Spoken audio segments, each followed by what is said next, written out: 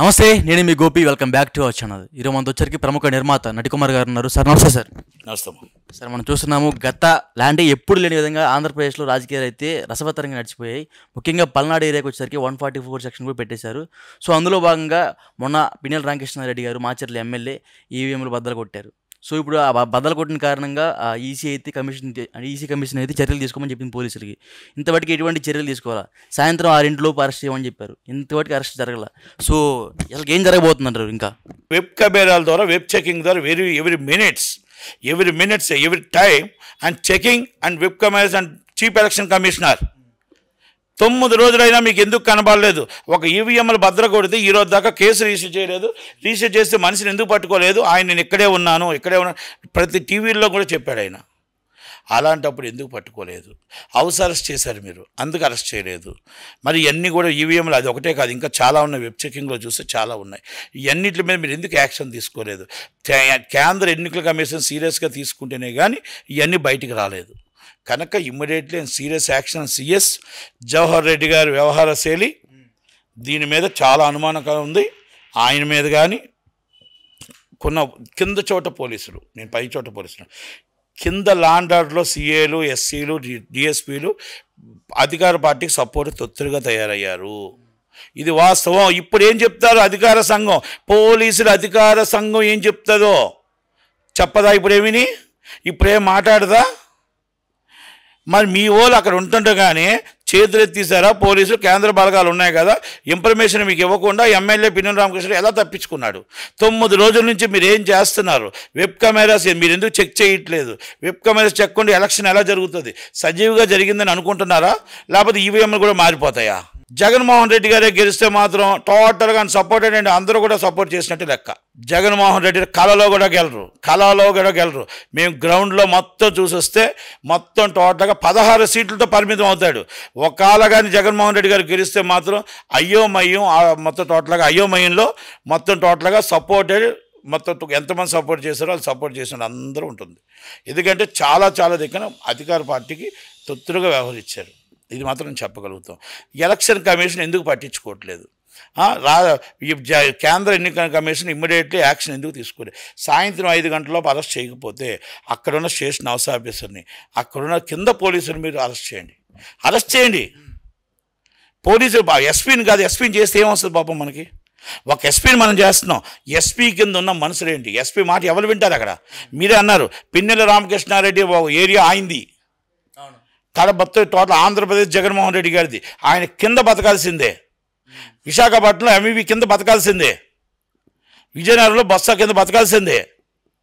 ఇదేం రాజ్యం అండి? ఇది రౌడీల రాజ్యమా? కడప రాజ్యం కాదు, ఇది రౌడీల రాజ్యం. కమ్మ రాజ్యంలో కడప రెడ్లు అని సినిమా నేనే తీసినప్పుడు చూశారు కదా.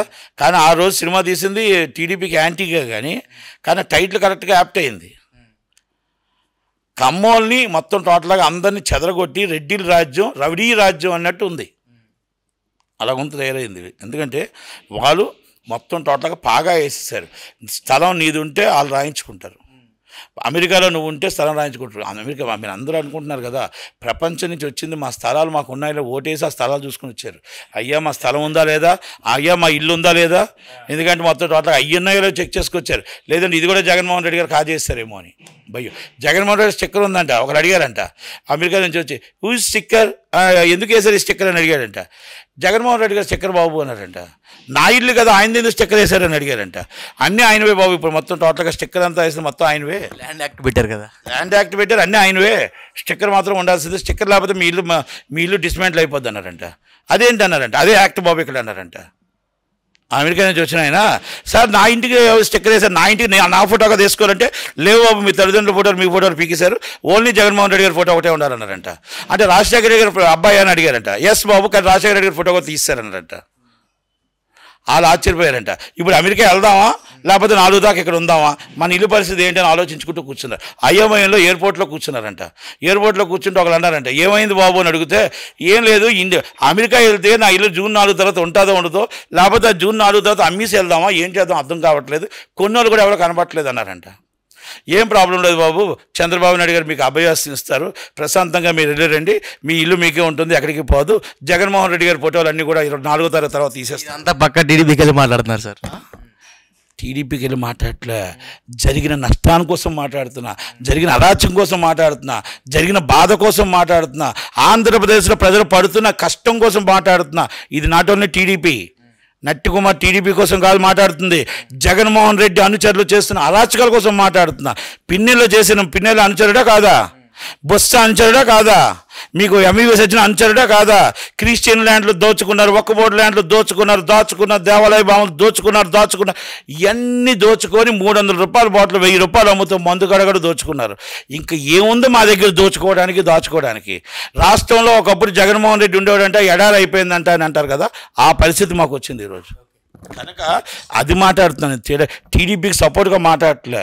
దానికోసం ప్రజలు కసితో ఓటేసి రాత్రి 1 గంట దాకా ఉన్నారు. వాళ్ళకి చెమటలు వచ్చాయి, ఆ వాటర్ బాటిల్ లేవు, ఏమీ లేకపోయినా కూడా ఈ అమ్మ మీరు ఎందుకు అమ్మాయి కూర్చున్నారంటే ఒకటే అడిగారు, బాబు ఈ పాలన పోవాలా?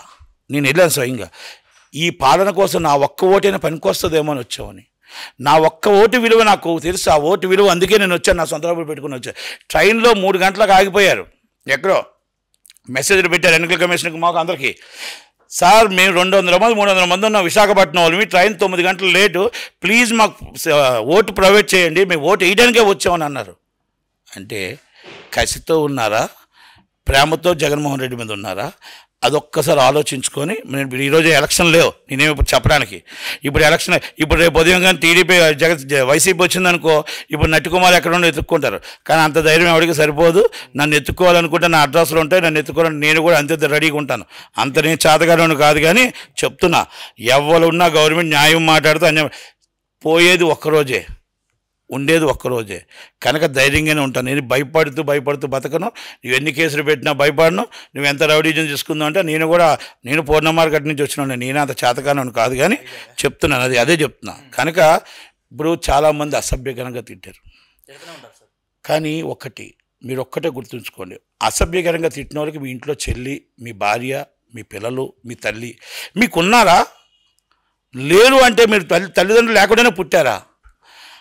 ఒక జగన్మోహన్ రెడ్డి గారి చెల్లెల్ని మాట్లాడేటప్పుడు ఎప్పటికైనా వాళ్ళ కుటుంబం వాళ్ళదే, వాళ్ళ కుటుంబంలో మనం ఈ విధంగా మాట్లాడడం, ఇష్యూస్ బేస్డ్ మాట్లాడాలి తప్ప కుటుంబం కోసం ఈ విధంగా మాట్లాడడం కరెక్టా కాదా అన్నది నేను ఈరోజు చెప్తున్నా. ఎలక్షన్ అయిపోయింది. భారతమ్మ ఒక్కసారి మనసులో ఆలోచించండి, మీ మరదలు ఆమె, ఒక్కసారి ఆలోచించండి. ఆమె మోసం మాట్లాడిన మాటలు పెయిడ్ ఆర్టిస్టులతో కొంతమంది మాట్లాడిచ్చారు. 5 నిమిషాల్లో లేపేస్తానంటారు పవన్ కళ్యాణ్. ఒకరైతే పవన్ కళ్యాణ్ గారు ఎలక్షన్ అయిపోయిన తర్వాత కూడా ఉంటారు. మరి నువ్వు వచ్చి మరి లేపి 5 నిమిషాలు ఛాన్స్ ఇస్తే జగన్మోహన్ రెడ్డి 5 నిమిషాలు లేపేస్తారు అంటే ఏంటిది? ఇదా ఎలక్షను? ఇదా రాజకీయం? ముసలి నక్క అని ఒకరు అడుగుతారు చంద్రబాబు, ఆయన ఏజ్ ఏంటి, ఆయన విలువ ఏంటి, ఆయన వయసు ఏంటి, నువ్వు చేస్తున్న క్యారెక్టర్ ఏంటి, నువ్వు చేస్తున్న గంటకి ఏదో ఒక చిన్న క్యారెక్టర్లు చేసుకున్నాను. ఆయన ముసలి నక్క అని అడుగుతావు, వయసుకు మర్యాద ఇవ్వ, నీ తల్లిదండ్రులకు నువ్వు అదే మర్యాద ఇస్తున్నావా? నీ తండ్రికి అదే మర్యాద ఇస్తున్నావా?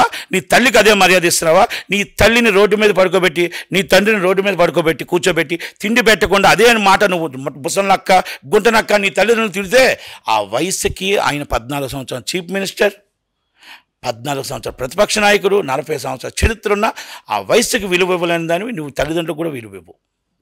ఇవన్నీ కూడా మనం ఇష్యూస్ బేస్డ్ అంటే ఎలక్షన్స్ కోసం మాట్లాడాలి తప్ప మనం ఈ వ్యక్తిగతంగా అంత పెద్దవాళ్ళని మనం మాట్లాడకూడదు. ఇప్పటికీ కూడా జగన్మోహన్ రెడ్డి గారు అని అంటాం, ఎందుకంటే ఆయన హోదా, ఆయన సీఎం గారు కాబట్టి. భారతమ్మ అంటాం, ఎందుకంటే భారతి గారు భారతమ్మ అని, ఎందుకంటే అమ్మతో సమానం కాబట్టి. మన తల్లి మనకు సంస్కారం నేర్పింది, ఎదుటివాడి తల్లి కూడా సంస్కారం నేర్పుతుంది. నేర్చుకోవాల్సిన బాధ్యత నీకు. నీ తల్లిదండ్రులకు నువ్వు ఎంత మర్యాద ఇస్తావో నీకు కూడా రేపు నీ పిల్లలు అంతే మర్యాద ఇస్తారని తెలుసుకోవాలి. ఈరోజు ఏదో వాళ్ళు డబ్బులు ఇచ్చారని చెప్పేసి ఇష్టం వచ్చడం మాట్లాడితే 100% ఆ రివెంజ్ అనేది ఎప్పుడొకప్పుడు మాత్రం మీకు వస్తుంది. కనుక రివెంజ్ అంటే నేనేం బెదిరిస్తున్నానని కాదు. రివెంజ్ అంటే మనం ఎప్పుడో వచ్చే జన్మ అంటాం, ఈ జన్మలోనే మనం అనుభవిస్తాం. కనుక ఎందుకంటే ఇంత ఆవేశంలో చెప్పాల్సి వచ్చింది. ఎలక్షన్ అయిపోయింది. ఇప్పుడు నా ఆవేశం చూసి ఎవడు ఓటేయడు, నా ఆవేశం చూసి ఎవడు బూత్లోంచి ఓటు తీసేయడు. కనుక జూన్ 4వ తారీఖు నాడు నిజమైన రాష్ట్రం వస్తుంది. చంద్రబాబు నాయుడు గారు జూన్ 9 ప్రమాణ స్వీకారం చేస్తారు. కన్ఫర్మ్. ఆ కాన్ఫిడెన్స్, ఆ నమ్మకం మాకుంది.